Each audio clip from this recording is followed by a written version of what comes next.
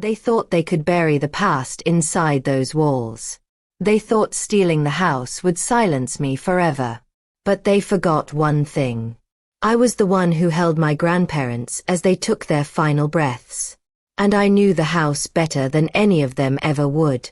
My name is Elara Quinn, and for 8 years, my whole world existed inside a quiet, fading home in Houston's Eastwood neighborhood. My grandparents' home. The house where my childhood lived inside every creaking stair, every rusted doorknob, every window that clung to sunlight like a memory it refused to release. If you've ever been betrayed by your own blood, if you've ever been pushed aside after giving everything, stay with me. I always thought grief would feel loud. I expected thunder in my chest, earthquakes beneath my bones, the kind of sorrow that claws its way out in screams.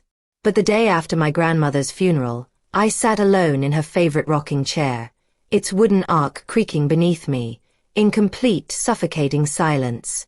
The house didn't feel the same. It felt abandoned, like it didn't know who it belonged to anymore. Sunlight spilled through the living room curtains in broken stripes, painting the dust in slow-moving gold. Her crochet blanket still lay folded on the couch. Her slippers still sat beside the recliner. Her prayer book still rested on the side table, a dried rose marking the last page she touched. My chest tightened as I pulled the blanket into my lap. "Gran, what am I supposed to do now?" I whispered. No answer, of course. But something inside the house groaned, an old pipe, a shifting board, something familiar. Something that sounded almost comforting. I closed my eyes and listened. 8 years. 8 years of morphine schedules, doctor's visits, emergency alarms, quiet afternoons watching telenovelas, late-night arguments about whether she was allowed to eat tamales at midnight. 8 years of loving them more fiercely than anyone else ever did. I didn't regret a second. I only regretted how empty the world felt without them. A breeze slipped through the cracked window. But it wasn't cold. It was warm, like a hand brushing my cheek. That's when my phone buzzed. I thought it was a friend checking in. Or the funeral home. But when I saw the name flashing across the screen, my stomach dropped. Uncle Warren. I hadn't heard from him in months. Not since he called me a freeloader for living with my grandparents while taking care of them full-time. Not since he accused me of enjoying being the favorite. And definitely not since the family discovered my grandparents had left the house to me in their will. I hesitated before answering. "Hello." My voice cracked. "Elara," he said with a cold, clipped tone that made my fingers tense. "We need to talk. The family has made a decision." My breath froze. "A decision about what?" "The house," he said. "We're filing a claim. That property belongs to the family, not just you." My heart hammered painfully. "No. Gran and Gramps left it to me. The will was clear." "We don't care about that," he snapped. "You think you can just keep it? After everything we've done for this family? No. We're taking it back. And we'll win." A shaky laugh escaped my throat, half disbelief, half fear. "You can't be serious." He exhaled sharply through the phone. "You're young, Elara. You don't know how the world works. The house belongs to us. And you're not strong enough to fight all of us." The call ended. Just like that. I sat there with the blanket pulled tight around me, staring at the silent phone, feeling the walls close in. The house groaned again, this time deeper, darker, almost like a warning. Not to them. To me. Because something inside these walls, something my grandparents never told me, something my family was trying desperately to bury, was about to surface.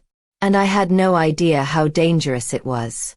I didn't leave the house that day. I didn't even move from the rocking chair. I just sat there, blanket pulled around my shoulders, heart caving inward, trying to make sense of what had just happened. My uncle's voice echoed in my mind, sharp and venomous. You're not strong enough to fight all of us. It was the kind of sentence that wasn't just meant to threaten. It was meant to shrink me, to make me small enough to stay silent. But silence was something I drowned in for 8 years. During hospital nights, during emergencies, during moments when I felt like my life wasn't mine anymore. I was done being silent. Eventually, I pushed myself up from the chair and walked to my grandparents' old desk. The wood was scratched and worn, the drawer handles loose from years of opening and closing. Inside the bottom drawer, beneath prescription receipts and random bits of yarn, was the folder. The will. Signed. Witnessed. Notarized. Clear. Undeniable. This is mine, I whispered to myself, fingers brushing the signature my grandmother wrote with shaking hands. You left it to me. I wasn't crying anymore. I was furious. The next morning, the doorbell rang. Not a gentle ring. A long, insistent one. I wrapped my cardigan around myself and opened the door, only to find my cousin, Riley, standing there with 2 men in suits. Riley, who hadn't visited once during the years I cared for our grandparents. Riley, who always told people I wasn't ambitious enough, because I stayed home to take care of them. Riley, who didn't show up at the funeral. He smirked at me. Elara, you look tired. I didn't bother responding. The man next to him stepped forward. Ms. Quinn, I'm here to deliver a notice of dispute regarding the property. Your family has filed a claim to contest the will. My stomach twisted. Already. I breathed. They didn't even wait a week. Riley shrugged. You shouldn't have gotten comfortable here. We all agreed the house belongs to the bloodline, not just one person. I laughed, sharp and disbelieving. You mean it belongs to whoever wants to sell it for quick cash? His smile faded. Oh, Elara, you don't understand at all, he said quietly. We're not doing this because of money. I froze. Then why? He stepped closer. Too close. Because we're not going to let you find anything, he whispered. A chill ran straight through me. What are you talking about? But he didn't answer. He just turned and walked down the old porch steps. One of the suited men handed me a stack of documents, then followed him. Riley paused at the walkway and looked back at the house behind me. The house that raised 3 generations, the house that felt like it had a heartbeat of its own. We'll win, he said, because we have more to lose. Then he left. I locked the door. And this time, I felt the house breathing. Asterisk asterisk. Every shadow seemed deeper. Every sound seemed heavier. Every memory felt like it was hiding something behind it. I placed the legal papers on the kitchen table and leaned against the counter, trying to slow my pulse. They're not doing this for money, I murmured to myself. Then what is it? What are they so afraid of? The house answered with another groan, long and low. My grandmother used to say old houses talked, that they held secrets, pressed into their walls and floors, waiting for the right moment to reveal themselves. I used to laugh when she said that. Now, I wasn't laughing. I walked down the hallway, the air colder, heavier, as if the house knew something was about to unravel. Halfway down, I stopped in front of the attic door.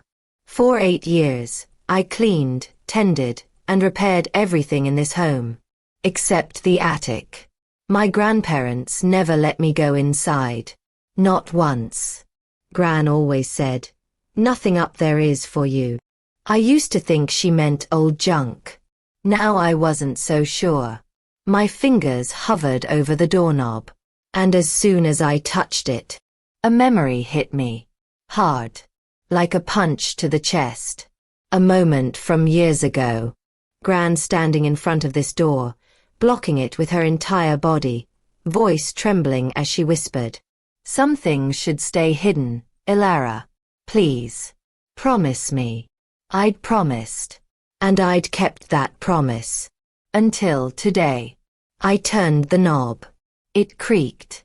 The smell of dust, old wood, and something metallic drifted down. A cold sweat washed over my skin. I didn't step inside yet. But I knew one thing with absolute certainty. This was what they were trying to keep me away from. This attic. Something inside it. Something they didn't want me to find. I backed away slowly. Not out of fear. Out of understanding. Whatever secret my family wanted buried. Whatever was hidden in this house. I wasn't ready to face it alone. Not yet. But soon. Very soon. I would open that door. And nothing in my life would ever be the same. I didn't open the attic that day. I couldn't. Not because I was afraid of the dark, or the dust, or the possibility of old family junk waiting inside.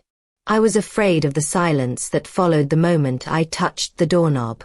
The house felt alert, as if something inside those walls had been waiting for years. Patiently, quietly, for someone to finally come looking. And now that I had touched the attic door, it knew I was coming. I didn't sleep. Not because of fear, but because my mind replayed Riley's words over and over. We're not doing this because of money. We're not going to let you find anything. We have more to lose. Lose what? The will was legal. Clean. Simple. So what were they terrified of? By sunrise, I made a decision. I needed help. This wasn't a fight I could win alone. Legally or emotionally. The lawyer. In Houston's East Downtown, tucked between a bakery and a tiny convenience store, stood the office of Amy Cortez, a family law attorney I found through a referral list the hospice had given me. She had sharp eyes, a calm voice, and the kind of posture that told you she could end a courtroom with a single raised eyebrow. I handed her the papers Riley's lawyer had delivered. She read every page slowly, marking sections with a pen. Then she leaned back. "Elara," she began, "this isn't a simple contestation. This claim was filed aggressively, too aggressively." "What does that mean?" I asked. "It means this isn't about inheritance. This is about prevention." My breath hitched. Prevention of what? Amy steepled her fingers. "You tell me. Do you know of anything inside the property that could affect your relatives legally, financially, or reputationally?" I shook my head. I don't. My grandparents were good, quiet people. "Good people can carry heavy secrets," she said gently. "And families don't fight this hard over nothing." She slid the papers back to me. "I'll take your case. But I need you to be honest with me. Is there any part of that house you've been told not to enter?" My heart thudded. "Yes," I whispered. "The attic."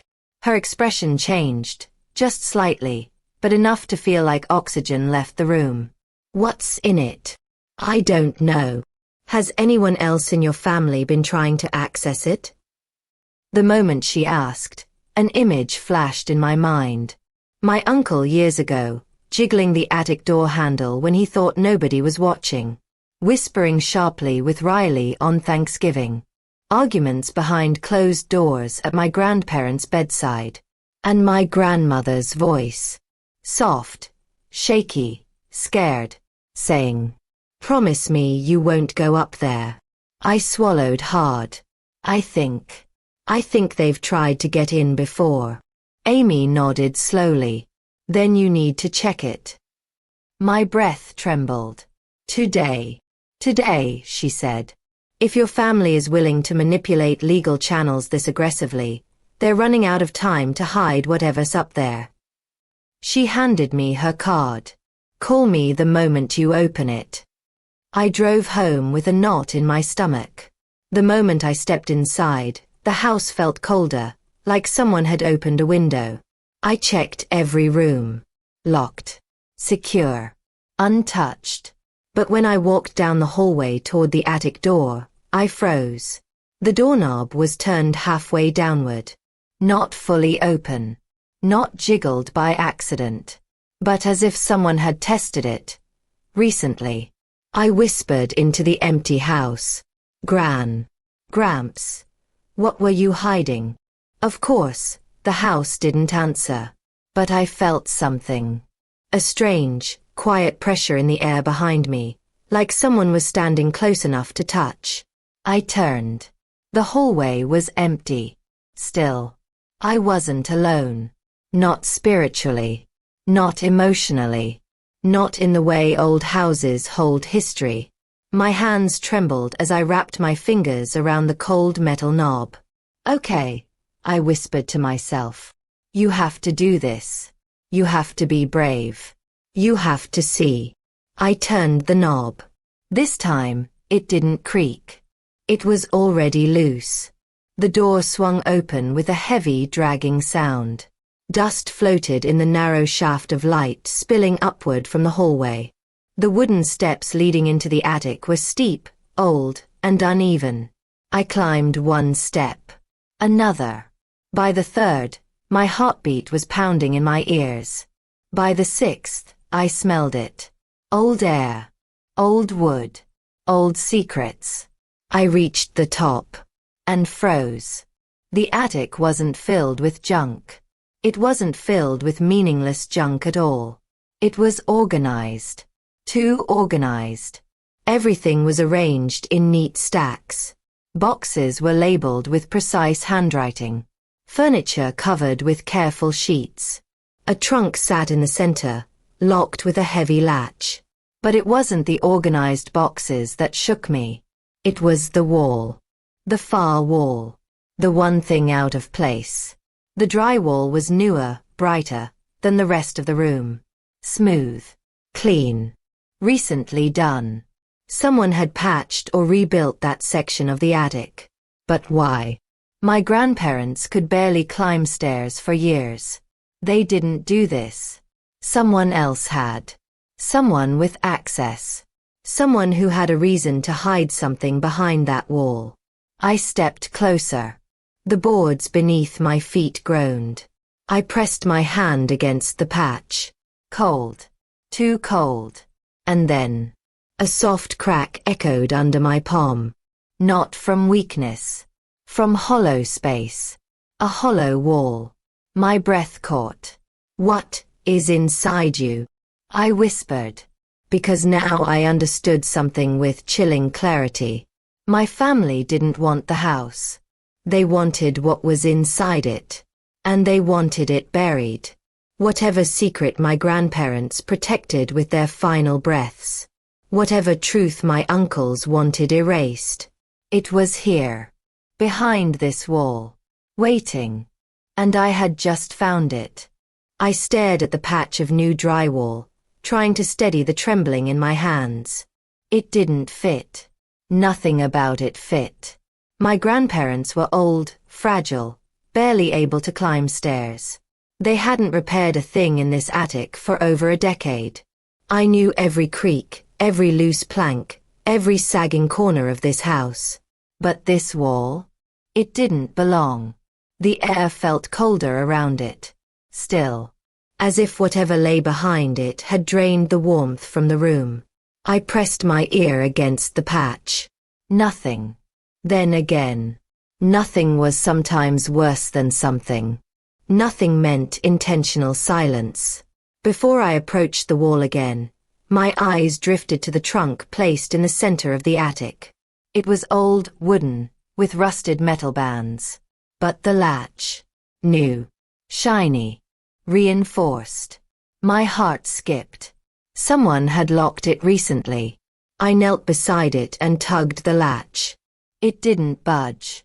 I whispered to myself, "What were you hiding, Gran?"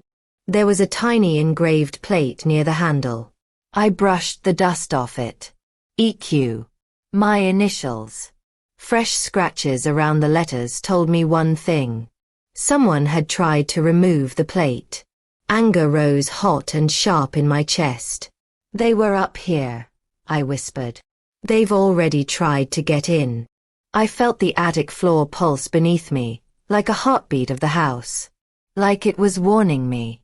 You're running out of time. As I moved toward the patched wall, the faintest sound echoed beneath the floorboards. A footstep. I froze. Another one. Slow. Heavy. On the stairs. I held my breath. Then, Elara. A voice called. I let out a shaky exhale. It wasn't my uncle. Not my cousin. Not anyone from the family. It was Amy, my lawyer. Relief washed over me. I'm up here. I called down. A few seconds later, she appeared at the top of the stairs, slightly breathless. You weren't answering your phone, she said, her eyes scanning the attic. I came to check on you. It must have been on silent, I murmured, relieved but still shaken. Then her eyes landed on the patched wall. She walked toward it slowly, carefully, like she'd stepped into a crime scene. Elara, she said quietly, this wall is brand new. I know. She touched it, her brows furrowing. This isn't amateur work. Whoever did this knew what they were hiding. My throat tightened. What do you think is behind it? She turned to me, voice low. Something someone would destroy an entire family to keep buried. Amy took a deep breath. We'll get a court order to open this wall legally, she said. If your uncles try to interfere, they'll face criminal charges. I nodded, but something tugged at me. A pull. A weight. A whisper in my chest. Don't wait. The truth was here. Here now. And my family was already circling like vultures. I stared at the wall. And before I could talk myself out of it, I pressed my palm flat against the patched surface and pushed. A crack rippled across the paint. Amy's eyes widened. Elara. I pushed harder. A loud snap tore through the attic. A thin piece of drywall broke off and fell to the floor, revealing a dark hollow behind it. Dust billowed out like an exhale from another era. We both covered our faces. When the dust settled, Amy reached into her bag and pulled out a small flashlight. She handed it to me. Go slow, she whispered. My chest rose and fell in sharp breaths. I lifted the flashlight, leaned closer to the opening, and shined the light inside. A moment later, I stumbled backward, hand flying to my mouth. Oh my God. Elara. Amy rushed forward. What do you see? My whole body trembled. Behind the wall, in the shadows, lay a small metal box. But it wasn't the box that terrified me. It was what was beside it. A stack of photographs. Black and white. Old. And on top, a picture of a child. A child I'd never seen before. A child who looked exactly like my grandfather. And exactly like the uncle who was trying to take the house from me. But the name written on the back of the photo. The name didn't match anyone in the family. Amy read my expression instantly. Elara. What is it? I swallowed hard. My grandfather had another child, I whispered. She blinked, shocked. A hidden child? I shook my head. No, not hidden. My voice cracked. Erased. Because written on the back of the photograph. William Quinn. Born 1954. Died 1967. Cause of death. Unknown. Amy covered her mouth. Elara. Your family didn't want to take the house from you. Her eyes filled with horror. They wanted to destroy the evidence. I stumbled back, gripping the wall for support. Because now I saw the truth clearly. The house didn't hold a secret. It held a crime. A crime someone in my family committed. And they would do anything to keep it buried. Even destroy me. The attic felt smaller after that. Smaller, tighter, heavier, like the walls had begun to lean inward, listening to every breath I took. I held the photograph of William Quinn in my trembling hands. A boy with sad eyes. A boy who looked like my grandfather. A boy who shouldn't have been a secret. A boy who died at 13. With no cause of death written. Only unknown. Which, in my family, meant one thing. Avoided. Ignored. Covered. Erased. Amy shined the flashlight deeper into the cavity behind the wall. "There's more," she murmured. "A lot more." She reached in carefully and pulled out the metal box. Dust coated it like old snow. The latch was rusted, the hinges stiff. "Elara," Amy whispered, "this box is decades old. Untouched." My heartbeat was frantic. Because I could feel my grandparents. Their fear, their exhaustion, their desperation, pressed into every inch of this attic. Whatever was in this box, they had protected it with everything they had left. And my family, my uncles, my cousins, had been trying to steal it long before my grandparents died. Amy pried the latch open with a pen, careful not to damage anything. The box creaked as it lifted. Inside was old papers, dozens of them, folded, yellowed, fragile, and beneath them, a journal, small, leather-bound, its edges cracked with age. Amy gently picked up the top paper and unfolded it.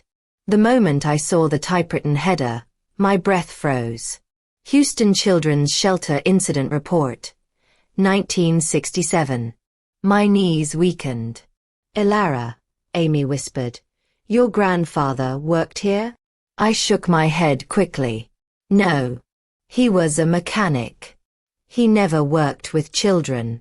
So why would this be here? The answer felt like a cold fist closing around my spine. Because William was sent there, I whispered. For something. Something that happened. Something they didn't want anyone to know. Amy handed me the next sheet. It was a handwritten letter. Gran's handwriting. My throat tightened violently as I read. "I don't know what to do. He screams at night. He cries when Warren enters the room. He refuses to say what happened. But I know my son is lying. God help us. I'm afraid. I'm so afraid." My eyes filled with tears. "Warren." Amy repeated softly. "Your Uncle Warren?" I nodded. But I could barely breathe. Because my grandmother, the woman who had been soft, sweet, gentle, wrote this letter with terror bleeding through every line. Amy's face hardened. "Elara, this is evidence of abuse." I squeezed the letter, fighting the urge to break. My uncle always said my grandparents were difficult back then. That the family went through a dark time. That they lost a child to illness. "You think William didn't die of illness?" I shook my head. Hard. No, I don't think he did. Because another paper in the box showed a grainy photo of William's back. Covered in bruises. Deep ones. The kind no 13-year-old should ever have. Amy swallowed. "This is criminal. Even after all these years, this is enough to ruin reputations, careers, maybe even lead to charges if there were other victims." I looked at the wall again. "They wanted this destroyed," I whispered. Amy nodded slowly. "And they were willing to destroy you to get it." We both froze at the same time. Because downstairs, the front door closed. Not quietly. Firmly. Deliberately. Amy's eyes went wide. "You locked the door when I came?" "I always lock it," I whispered. Then, footsteps. Slow. Heavy. Not one person. 2. 3. Maybe more. The sound echoed up the walls, traveled into the attic, settled into my bones.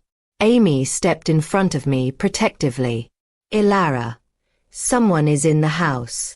The footsteps paused below us. And then a voice, one I knew too well, called. Elara, come downstairs. We need to talk. My blood ran cold. Uncle Warren. Then another voice. We know what you found. Riley. Another, deeper voice I recognized as my other uncle, Terence. Open the attic door. You're surrounded. Don't make this harder. My hands shook violently. Amy grabbed her phone. I'm calling the police. No, you're not, a voice called from below. I recognized it. Terence. And he wasn't yelling. He was speaking calmly. Too calmly. As if he was explaining the weather. We're already inside, he said. And no one is leaving until we get what we came for. Amy mouthed silently to me. Barricade. Now. We rushed to push an old dresser toward the attic stairs, our breaths shaking, hearts racing. The footsteps grew louder. Closer. The house felt like it was holding its breath. The attic door rattled. Hard. Elara. Warren shouted. If you open that door, we can talk like family. Amy whispered. Don't. Not for a second. Then his voice changed. Lower. Colder.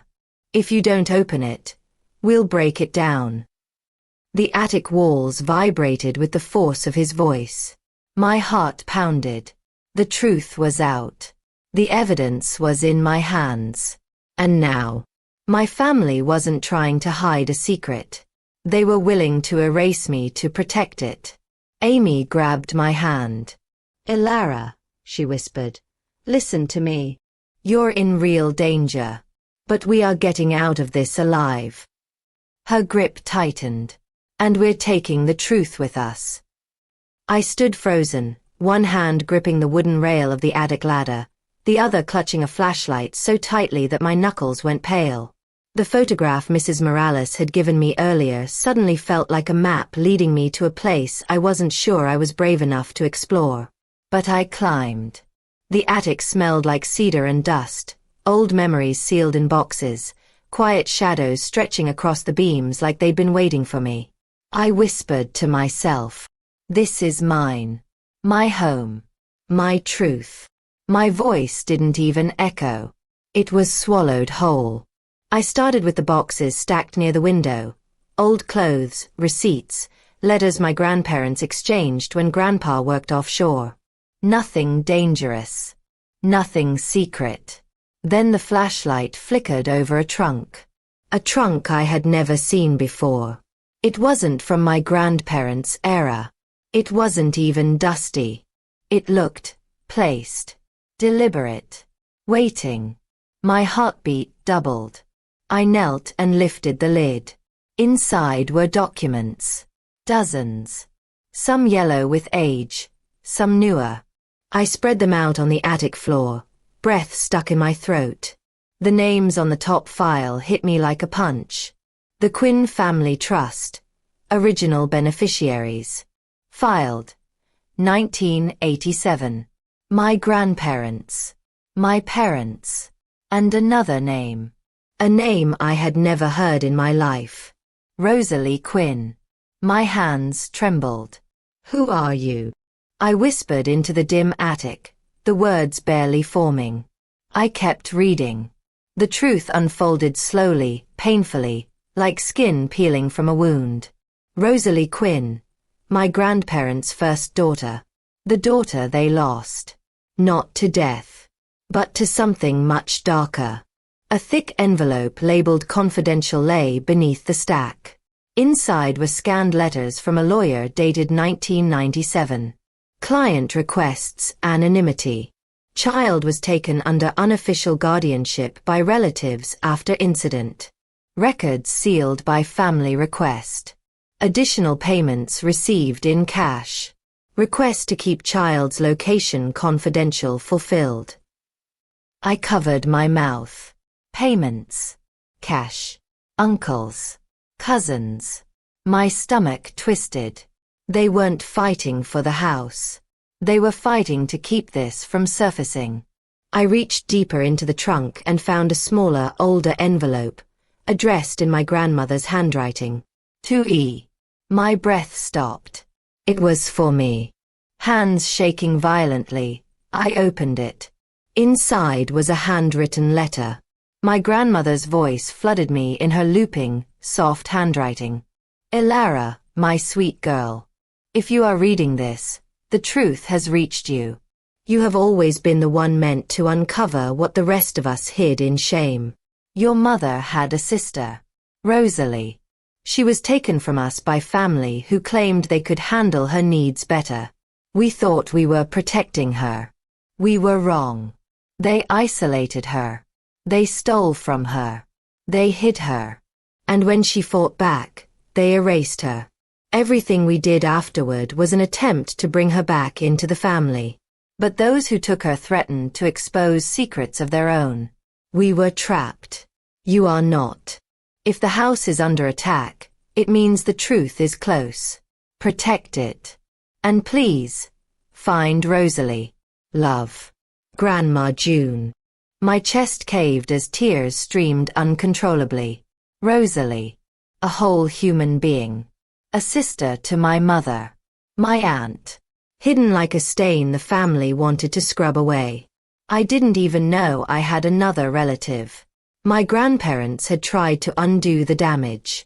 My uncles and cousins, the ones currently dragging me through court, were the ones who took her, who hid her, who silenced her, who destroyed every document that could reveal what they did, except the ones my grandparents hid for me. I pressed my forehead to the floor and cried silently, heart pounding against the wood like it was trying to escape my body. After minutes, or hours, I wasn't sure, I forced myself up and kept searching. At the bottom of the trunk, something metallic glinted. A USB drive. Label. R. Records. Keep safe. I swallowed hard. Whatever was inside it was the real reason they would destroy me if they could. I pocketed it carefully and stood. Suddenly. A creak. From below. Someone was in the house. My blood went cold. I turned off the flashlight instantly. My breath shallowed. Another footstep. Slow. Heavy. Intentional.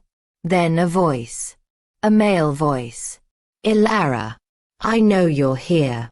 My heart slammed so hard I thought the floorboards would rattle. It wasn't my uncle.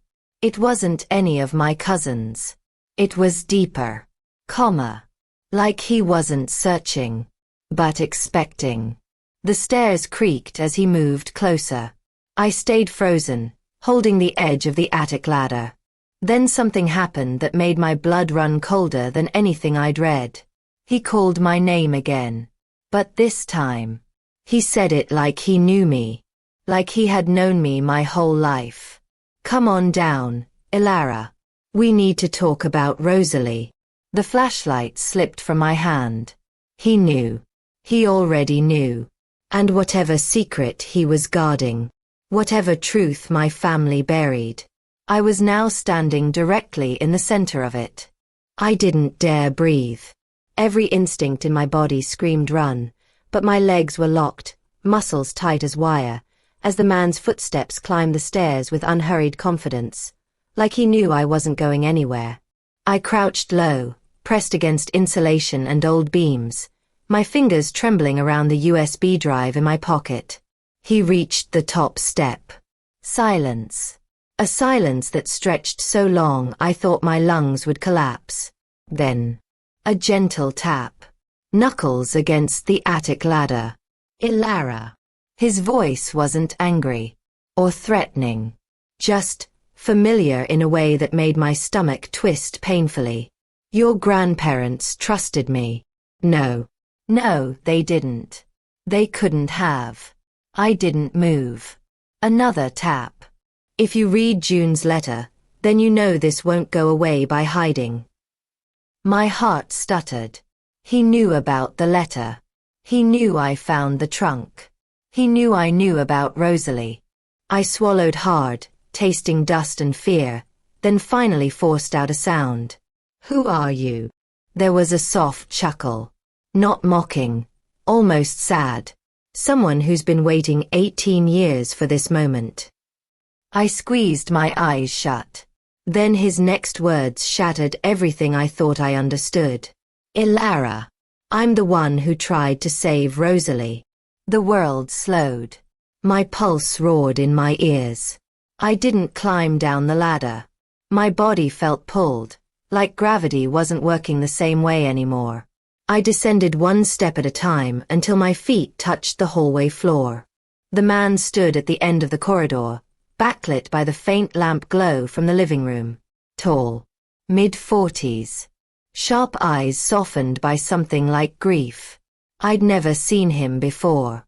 But he stared at me like he'd memorized my face. Who are you? I whispered again.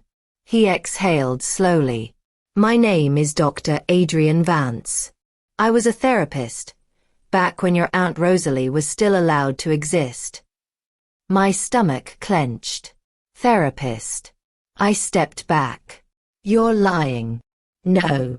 His voice cracked, just once, but enough to fracture my doubt. I was her therapist when she was 16. Before your uncles pulled her out of treatment and hid her. Before they paid to bury every record. He took a step closer. I took a step back. Don't, I warned, voice shaking. He stopped immediately, palms open. I'm not here to hurt you. I'm here because you're the only one left who can expose what happened. My throat burned. What did happen? He looked down for a long moment, like he was choosing which truth would hurt least. She wasn't sick, Elara. He lifted his eyes to mine. She was their victim. My knees almost buckled. The hallway tilted. I braced against the wall as he continued, voice thick with restrained fury. Your uncles didn't take her in to help. They took her because your grandfather threatened to reveal their business fraud. They used Rosalie as leverage. Psychological control.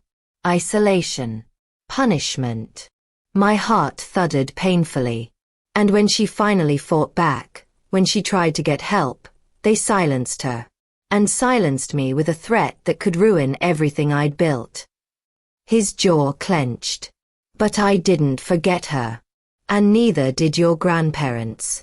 I shook my head slowly. No, if they knew they would've.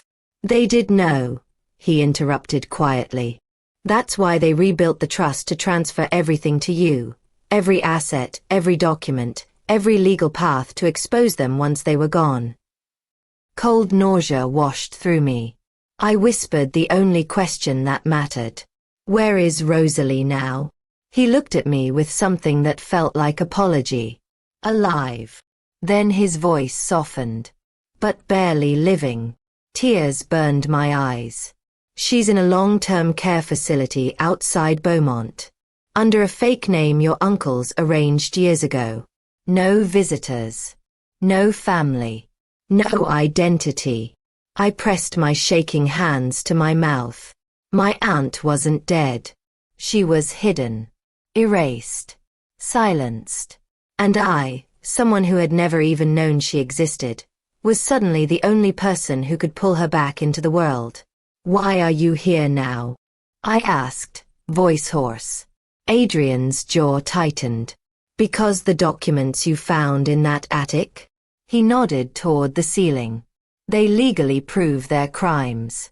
If your uncles get the house, they'll destroy everything. I clutched the USB drive in my pocket. And this. He inhaled sharply. That's the one thing they've never been able to find. He looked me dead in the eyes. It's the video Rosalie recorded the night she tried to escape. My breath punched out of me. A video. Evidence. Her voice. Her truth. Oh my God. I staggered, gripping the wall. That's why they're coming after you, he said. That's why the lawsuit is so aggressive. They know your grandparents hid the last piece of evidence that could bury them. My whole body trembled. Why tell me now? I rasped. He hesitated. Because your uncle found out I was still in contact with your grandparents, and he threatened to come after you next. He said, "We'll make sure Elara ends up where Rosalie did." Every cell in my body froze. Adrian's voice dropped, low and urgent. "You're in danger. And you need to see what's on that USB before they get here." Something shattered inside me. Fear mixing with fury, love mixing with betrayal. This was bigger than a house. Bigger than inheritance.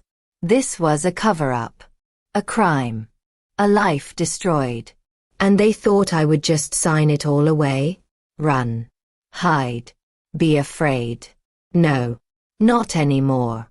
My chest rose with a trembling breath. What do we do now? I asked. Adrian's expression hardened. Now, he said, we fight.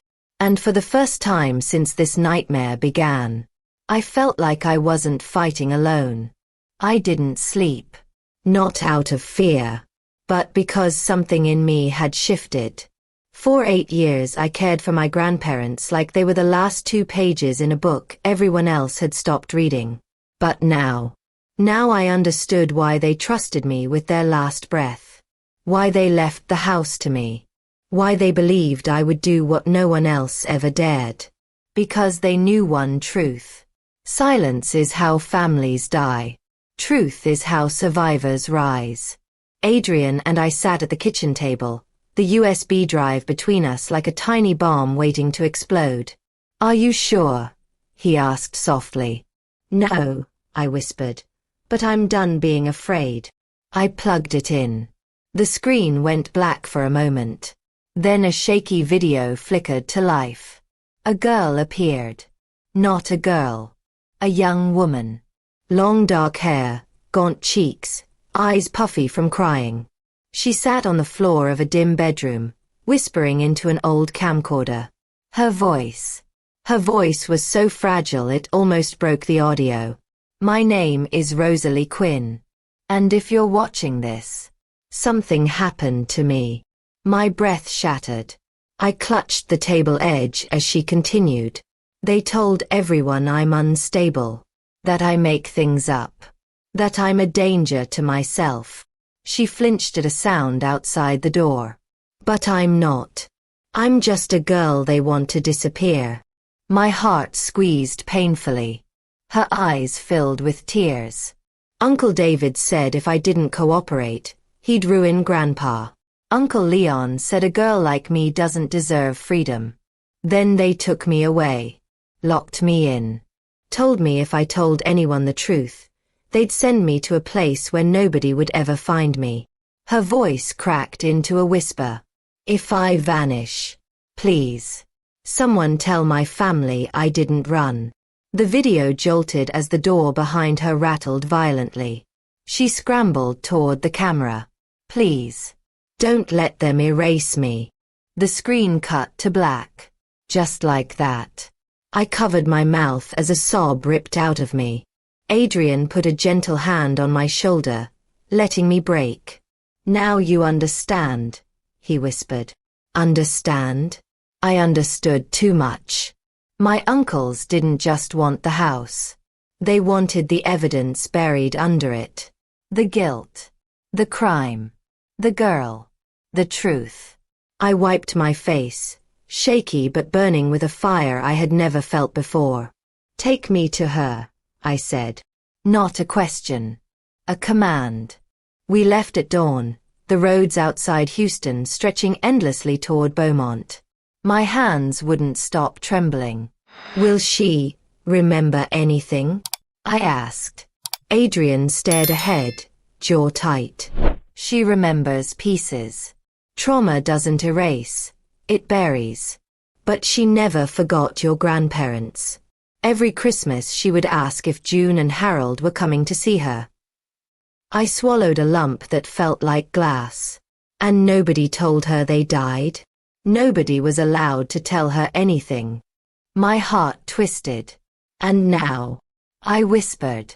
Now, he said softly, you get to give her truth back.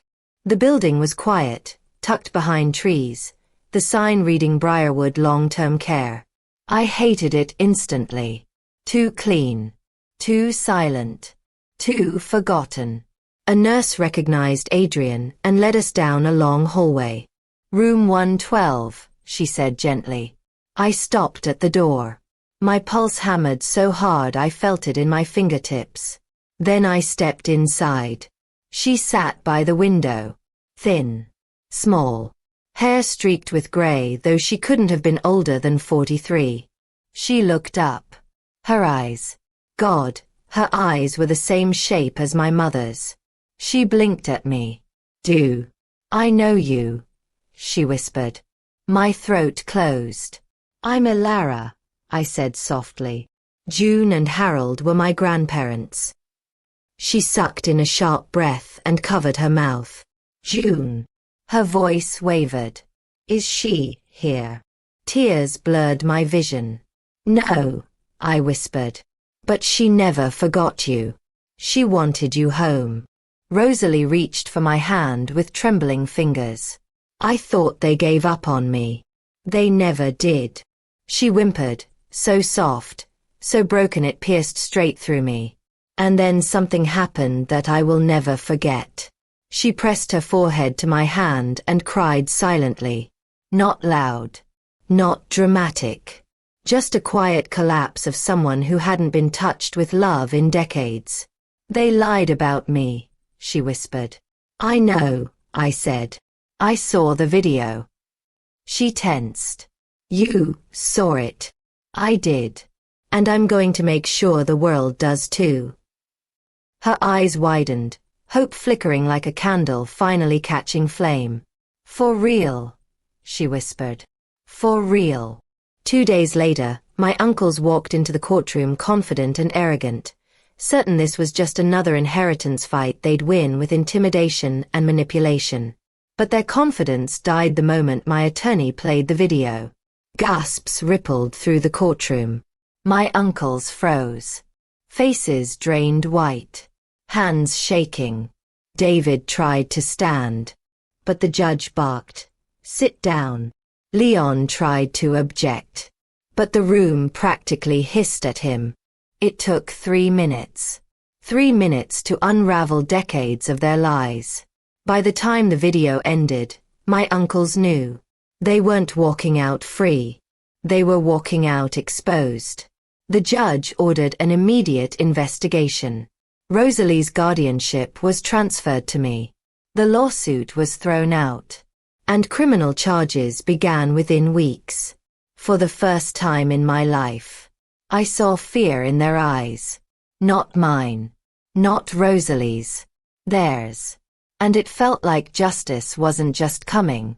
It was finally awake. Bringing Rosalie home wasn't simple. Healing never is. Some days she's quiet. Some days she laughs like she's catching up on years of stolen joy. Some days she cries because she still can't believe someone came for her. But she's free. Alive. Seen. And loved. And the house, our house, feels whole again. Sometimes she stands in the attic doorway and whispers, "Thank you for finding me." And every time, I tell her the truth. I didn't find you. You waited for me. To anyone listening. To anyone who's ever been betrayed by their own blood. To anyone forced to carry a truth too heavy for their hands. Remember this. Families break in silence. But they rebuild in courage. I thought I lost everything. I thought I was alone. I thought I was the last branch on a dying tree. But I wasn't. I was the root my grandparents planted for the day the truth needed someone brave enough to dig it up. And that someone was me.